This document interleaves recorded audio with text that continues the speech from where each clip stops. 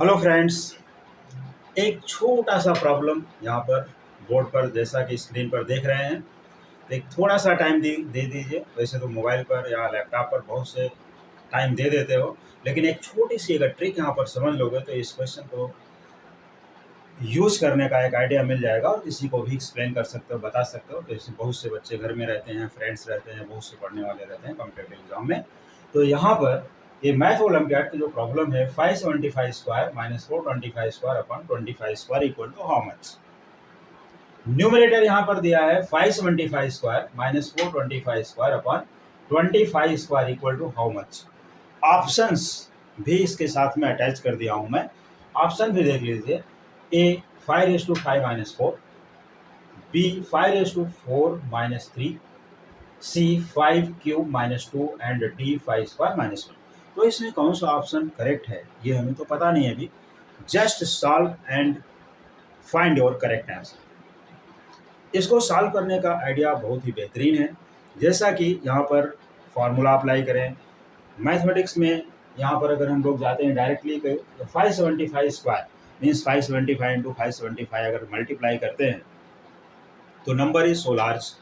यहाँ पर भी 425 का स्क्वायर का मीनिंग हो जाएगा कि 425 इंटू 420 425 मल्टीप्लाई करें और 25 इंटू 25 इन द डिनोमिनेटर। तो इस तरह से एक लार्ज नंबर को हम लोग यहाँ पर सॉल्व करके इसका आंसर निकालें। तो ये तो फिर हो गया वेस्टिंग ऑफ टाइम। तो इस क्वेश्चन को कम से कम टाइम में, लेस टाइम, मिनिमम टाइम, कौन सा ट्रिक है जो बताएगा कि कम से कम टाइम में, फ्यू सेकंड्स में एग्जाम में इसको सॉल्व किया जा सकता है और कैसे। आइए देखते हैं अपने ट्रिक से। अब यहाँ पर मैं जो ट्रिक बताने वाला हूँ उसको बहुत ध्यान से देखिए। हमारे पास अलजेब्रा में एक फार्मूला होता है A square minus B square, या ऐसा बोल दीजिए कि मैथ में फार्मूला होता है, अलजेब्रा या ज्योमेट्री ऐसी कोई बात नहीं है। A square minus B square के फार्मूले में होता है ए प्लस बी और आता है ए माइनस बी। ये फैक्टराइजेशन फार्मूला यहाँ पर है। तो अगर हम ध्यान दें इसके न्यूमरेटर पर, क्या कहाँ पर ध्यान दें? न्यूमरेटर पर, मतलब जो हमारा क्वेश्चन दिया है उसके न्यूमरेटर में अगर हम ध्यान दें तो ठीक उसी टाइप का है। यहाँ देख लीजिए, अगर हम ऐसा ब्रैकेट यहाँ लगा दें तो ये हो गया ए स्क्वायर माइनस बी स्क्वायर। ठीक इसी टाइप से दिख रहा है ना। सिर्फ न्यूमरेटर पे ध्यान देना है। A square minus B square means A की वैल्यू है 575 और बी की वैल्यू हो जाएगी 425। तो ये अगर हम लोग यहाँ पर ट्रिक अप्लाई कर दें और ये क्वेश्चन मार्क को यहाँ हटा देते हैं। अब चलिए क्वेश्चन मार्क को हमने यहाँ से हटा दिया। इट इज इक्वल टू जब सोल्यूशन स्टार्ट हो गया तो इसको लिख सकते हैं यहाँ पर 575 प्लस 425। ये देखिए यहाँ पर आ गया 575 plus 425 according to the first bracket.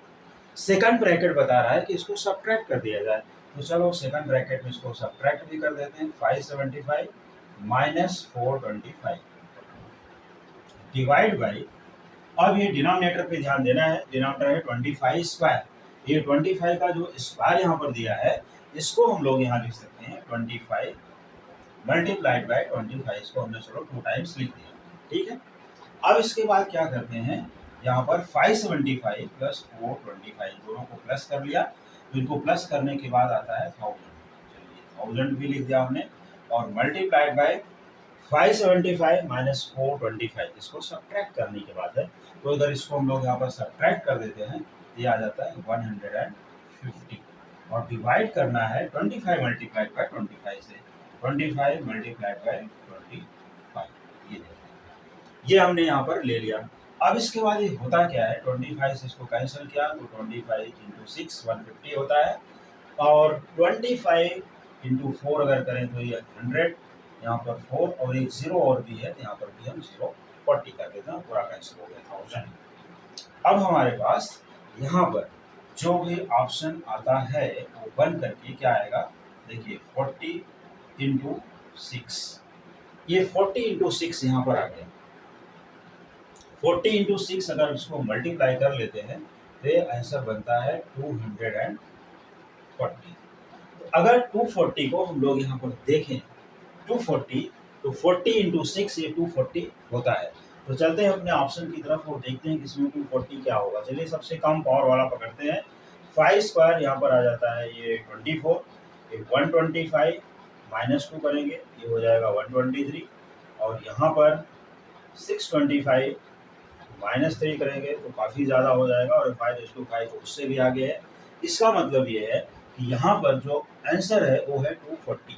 अब इसको अगर हम लोग 5 रेज में कन्वर्ट करें तो यहाँ पर 5 की पावर में कन्वर्ट नहीं होगा।